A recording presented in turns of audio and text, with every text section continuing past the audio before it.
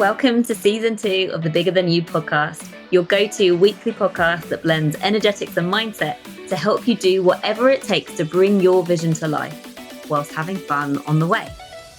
I'm Jenna Holloway, your host and multi-award-winning intuitive hypnotherapist and mindset coach. My purpose is to help mission-led business owners and visionaries who want to inspire change by leading the way in a space that otherwise may feel unnerving and too difficult. This is Bigger Than You.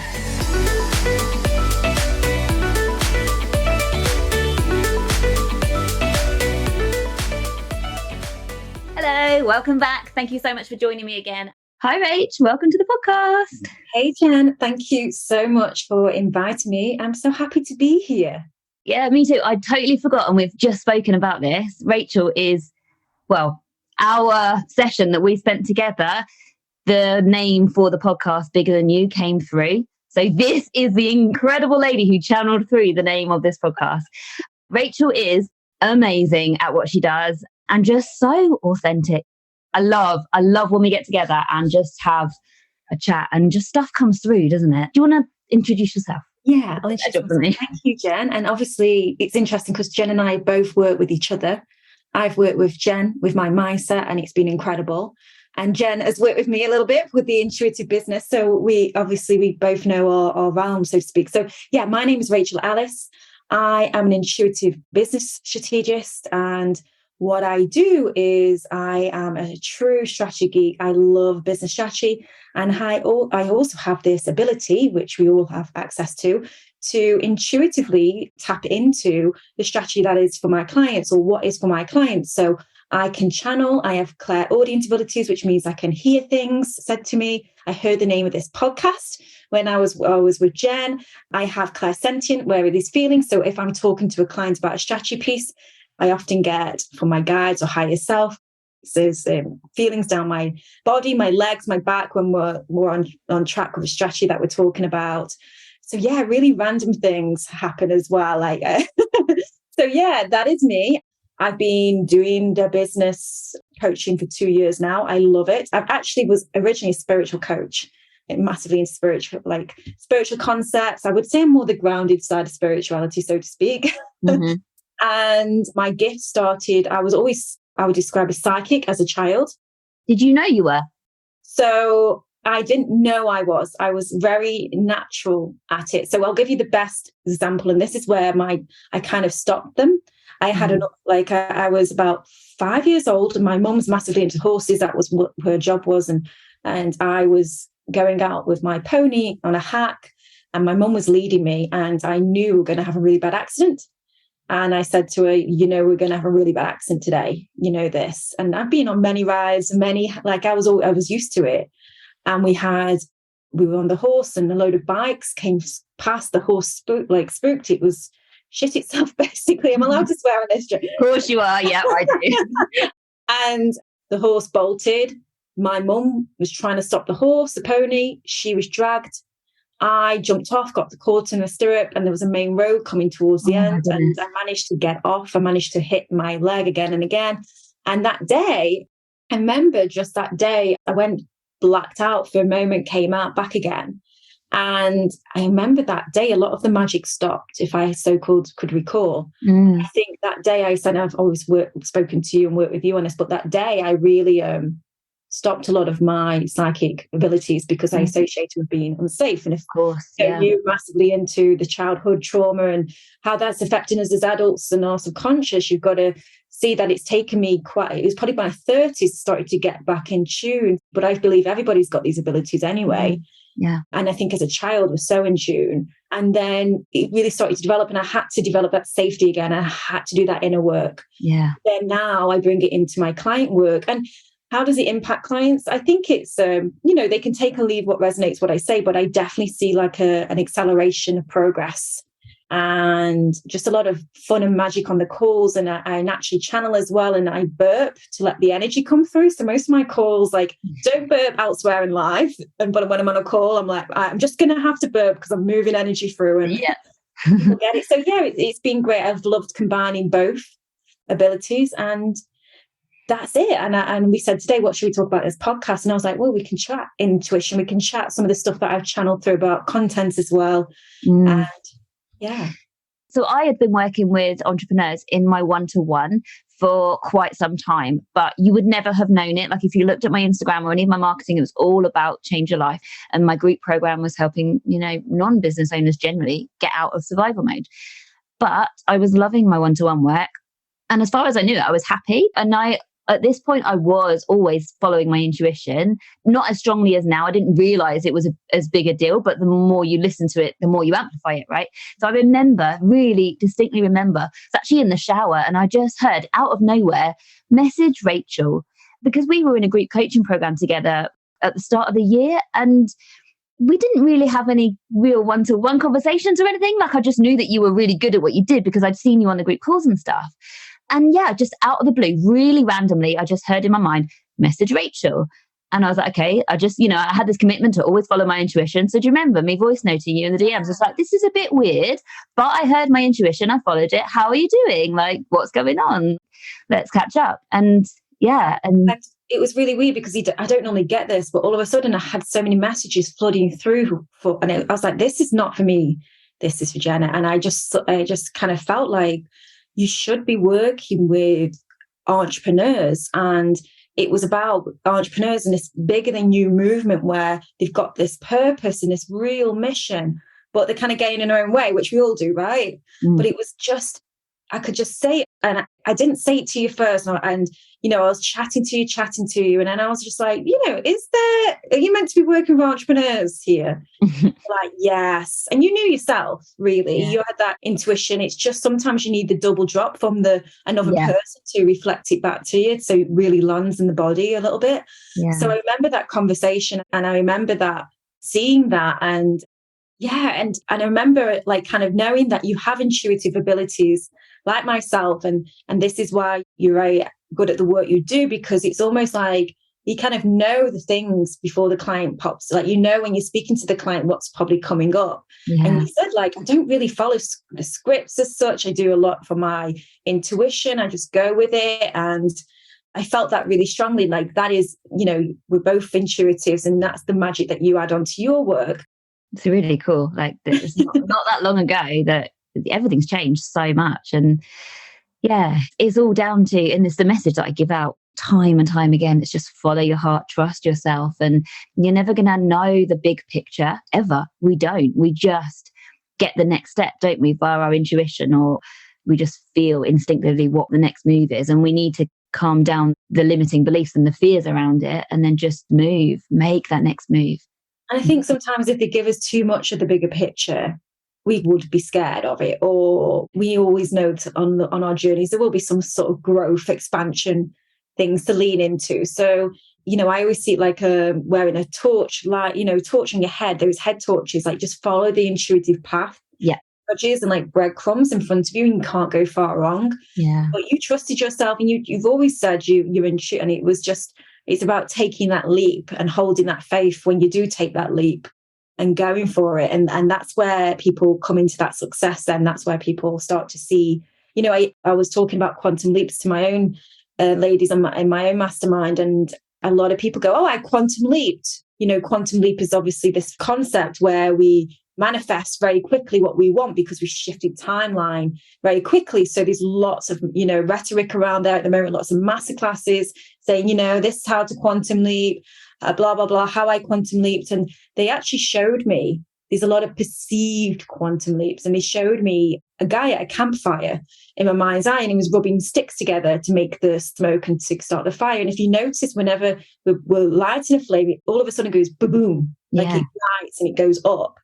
And they kept showing me these rubbing of sticks was this compounding of this daily action, trusting those steps, committing yourself, doing it. And then all of a sudden the flame ignites. Yeah. And I often see that pattern with a lot of entrepreneurs. They keep going. And all of a sudden it does drop. And all of a sudden they have that flame moment, but this momentum has had to be built. Yeah, absolutely. It doesn't come out of nowhere, does it? It's like you have to hold that energy. You have to believe that it's coming in order to allow it in. Whatever we want to have or whatever we want to create is already created. If we can imagine it, we can create it. But you're only going to bring it into reality if you can hold the energy in order to bring it in. And then people just give up too early. And I have this image of, with this, you might have seen it, this guy is just like using a pickaxe to get to the diamond, and he's underground and he gives up and he can't see, but you can see it from this cross section. And he was like centimeters from getting there, and he gave up and he turned around. And then there's this other image of like, well, don't give up, and he was literally right about there. And yeah, that's it. It's like, hold the energy of your dream, believe it's possible, notice the thoughts that are getting in your way, do the work to be able to move through them, clear them, whatever you need to do. Just don't let anything stop you. Yes, I love that. And even like, I remember there was, I don't know where she's at now, but Rachel Alyce years ago with that book, and everyone's like, she's an overnight success story. And one of the friends said she wasn't. She was doing this for so long, right? She was an author. I think it was Girl, Wash Your Face.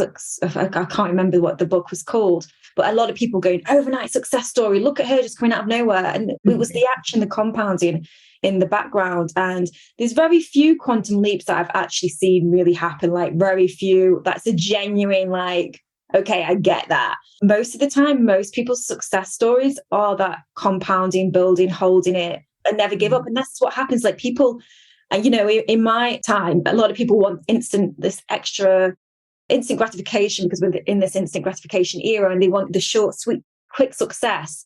But also with the notion of quantum leaps as well, if you have success too soon, you miss a lot of the gaps, you miss a lot of the skills, you miss a lot of the key foundations. So a lot of people waver, and they find it very difficult when they so-called do that.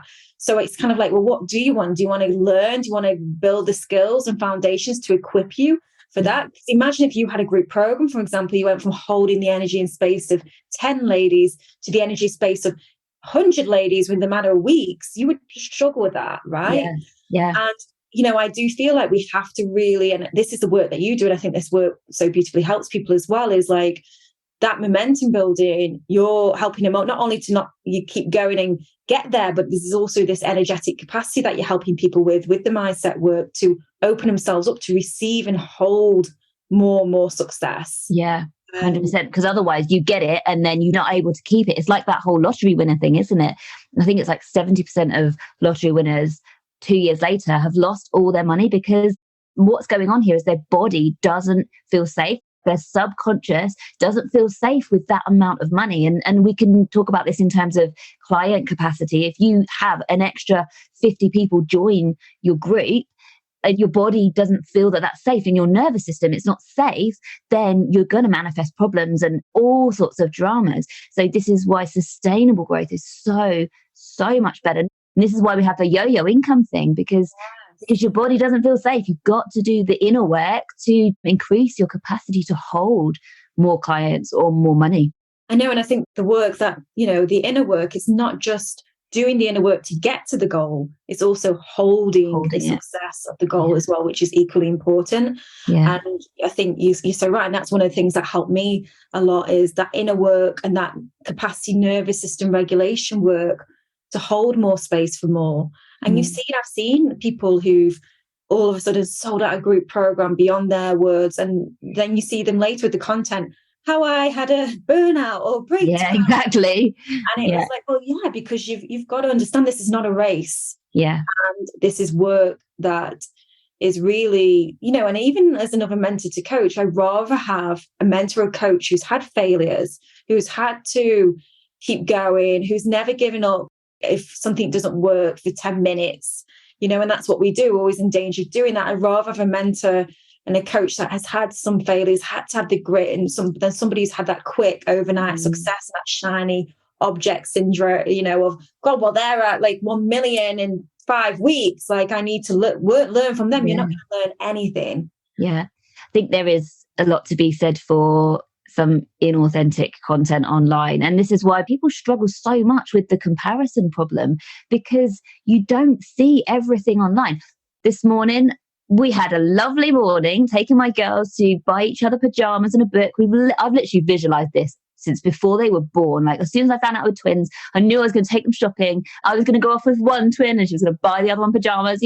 Beautiful visualization. Reality, shit show half the time. One of them is hard work at the moment. And, you know, the way we choose to parent is that it's even harder. I'm not going to go down a rabbit hole here. There's a parenting episode about strong-willed children, but essentially it was lovely, but it was also really, really hard work. And so I'm going to put some stuff up on stories later about it, but I'm going to be real because I've got some lovely pictures, but it does not show the true story. Exactly. So, and I see for 2023, as I was doing some prediction trend content today, and I just see, like, as an intuitive, I just see more transparency in this industry. A lot of people are going to show you behind the scenes and this concept. I used to say to people, oh, it's easy. It ain't. It's one of the biggest personal and spiritual development journeys you can ever go on. Yeah. And as I know, you've almost got to super speed your inner work and get it, you know, and this is why I can't, you know, I would come to you because it's like, I need somebody to do this with, because if I want this success, I know I've got to get there and I know I've got to hold it. Yeah. Right. So we were meant to talk about intuition, but we ended up talking about this is so me and you. Go off. What was I going to say? I was going to say something as you were saying that. Oh, yeah. I'm not your average hypnotherapist, and I'm so okay with that. It's about authenticity. When you can just do things your way. I'm just myself. And so in my one-to-one session, it's so nice to just be fully myself. I am exactly what you see here on the podcast, in my stories, who are the people that I work with. And so, yeah. And I think as well, it's like, if you aren't your full authentic version online, you're going to get in misaligned clients. That's what, exactly that. We've taken this bullshit from the corporate of, you know, when you go to work, you put on a little bit of suit if you wear a suit, but you put on like this thing, and then you know that meme where you take off your suit at night to be yourself. Yeah. And we bring that in and we think there's this professionalism, like, oh, business coach, you must have a laptop on your pictures and stuff like that. And like, I'm in my jogging bottoms and sports bras most of the time. You know, and like on calls with clients, sometimes we're there with clients in Australia and I'm at night, they're at night and I'm in the morning and we've got pajamas on, you know, it's just. Yeah. But it's so freeing to do things that way, isn't it? The people that you end up working with are just so on a level with you because they're fully aligned. You're not having to not swear or whatever. Like, I swear, you swear, like, and if you don't like it, you're not for me. And that is totally fine. Like, I'm here walking my talk, showing people that it's okay to be yourself, and you're doing exactly the same as a business mentor. And I think the world needs more of that. Yeah. And it's like, don't be afraid to repel the people that you don't want to work with. 100%. Yeah. Don't be able to like say, this is not for you. If it's interesting. I'd rather not to have somebody misaligned in my world than the consequences of that. Yeah. Rather than getting the right people in. So yeah, totally agree. Just before we go, Rach, what tips would you give somebody out there who maybe a bit new to their business, maybe first year? What tips could you give them? So tips for the first year business. Well, I think there's a lot of misplaced stuff out there in the online space. One of the most dangerous statements that I probably see, and it's probably more for somebody at my stage, like our stage of business, is you are the niche. And like, just do anything, just, you know, be yourself. And I see like, you know, probably somebody like me who's 2 or 3 years down the line can do that, right? Because I'm known for something and I can now start to do different things. I could 1 minute do a business program, then I could do a manifestation program, then I can do all this and that. But when you're starting out, you've really got to kind of lay it down first with something so you get known for that. And it's not about like, you don't have to, you've got to follow this rule. But I've seen so many people follow this concept of, oh, I feel so free and I don't have to be the niche.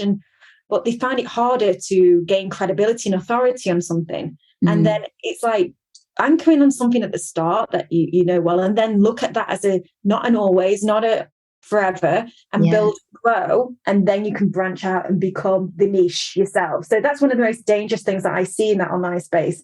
And the second thing that I see in the online space, which is quite not dangerous, but we come on in and we kind of like a lot of stuff. This is my journey. In the first time, I was like very much in the bro marketees kind of area because that's what I was shown and advertised. So I went and learned from them and I'm like, whoa, this is not for me. You do the pendulum swing and then you see these women, these divine, feminine, gorgeous coaches who I love their work, by the way. I'm not this, you just have to do this. You just have to be more in your feminine to make more money. And what happens is you swing that way and you realize they've got the masculine structures in place to do this business. Yeah. And what happens is the middle ground. We need to go to the basics. You need to develop your foundational skills, how to sell, how to make really great content. Just focus on needle moving activities every day. Don't worry about all the courses, and get mentorship as soon as you can. Like, invest in yourself as soon as you can. And there's not this bullshit. Invest in yourself. So you invest in me, for example. Like, I don't, we're saying this from a lived, shared experience. Jenna and I invested heavily in ourselves, and it pays off.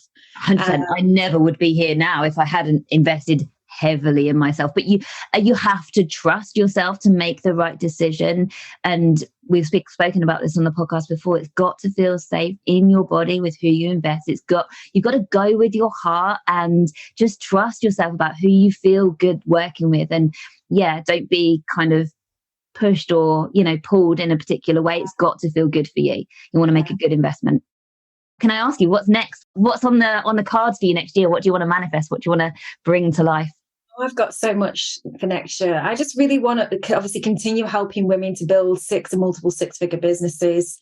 I have a feeling that I'm going to get a little 7. I'm going to help somebody to 7. Who knows? Like, something's coming through for me there.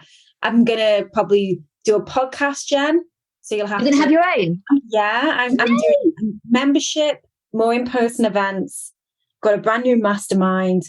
I've obviously got my top mastermind, so that will stay. So it's just like I've kind of got into that dangerous zero fuck zone now. Yes. Where I kind of like want to mean business, and I just want to get more impact and reach, because there's not many strategists who've got intuitive gifts, right? I'm like, come on, guys, let's go. It's incredible. It's incredible to do what you do with the abilities that you have. It's like when you play a video game and you have the cheat codes. I remember voice noting you after our session. I was just like, Rach, I feel like I've just been given the cheat codes. And I was like, right, I'm using that for my marketing. Yeah. Oh, I'm excited. I'm really excited for you. Yeah, thank you so much. And thank you for having me on. And also thank you for the work that you've done with me as well. I really appreciate it. Absolute pleasure. Where can people find you, Rach? So my main place is Instagram. I'm a rachelalyce.co. .co stands for company. I would love for you to grab my energetic content kit. It's a newer content approach. I would say revolutionary. And I actually channeled this. I channeled it in 2 days from my channeling abilities. And it's been phenomenal. I've had clients go viral, have hit thousands on TikTok and Instagram. And it's not just about virality, it's more about conversion as well. And it's all about this concept of using intuition with your content and energetic potency behind your content, and using your energetic field to pull this brilliant content through, because we can feel your content. Everyone can feel your content. And we can talk about this for another time, Jen, but you can crack on with that. It includes a masterclass and a guide and a kit. It's great. Thanks so much, Jen. Have a wonderful day, and I hope your little girls are not as troublesome for you tomorrow. Yeah, thanks, Rach. See you soon. See you soon. Thank you for listening to the Bigger Than You podcast with your host, Jenna Holloway. If this episode has been valuable to you, please share it with a friend or leave a review.